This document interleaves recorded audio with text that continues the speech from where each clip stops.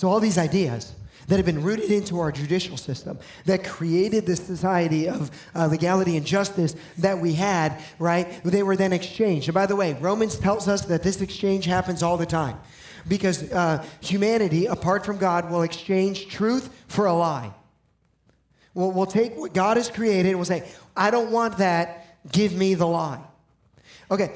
Critical justice or social justice coming in and stepping in and replacing biblical justice was a process of justice being turned back. Now, in critical justice or in social justice, here's what happens. Instead of making determinations based upon the rule of law and that which is right and wrong, you make determinations based on what are called power dynamics or cultural things instead of law. And so this is why you can look back in 2020 and go, well, why was it illegal for churches to gather in parks, but it was legal to riot and destroy personal property in cities? Why? Because the truth was exchanged for a lie. Biblical justice was replaced with social justice.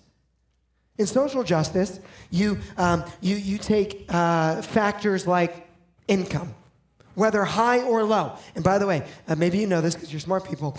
In the scriptures, do you know that it tells us that when it comes to our legal proceedings, that we are neither to take wealth nor poverty into consideration? You're not. Why? Biblical justice, right? What does social justice do? It begins to throw all of these other factors on it. What does this lead to? It leads to a justice system that is a mockery. And what do we have right now?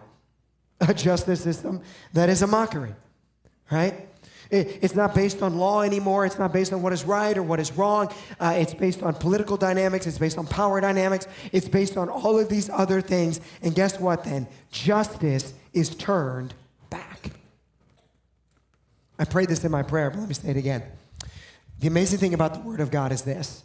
It doesn't just tell you what happened. It tells you what is happening. The Bible is living and active. That's why when you read it today or when you read it in 10 years, it'll hit you different. Not because it's changed, but because it's alive. It's alive. It's living and active. And so the Bible here, it's not just telling us what happened in Israel in that time. It's telling us what is happening right now in front of our eyes. Justice is turned back.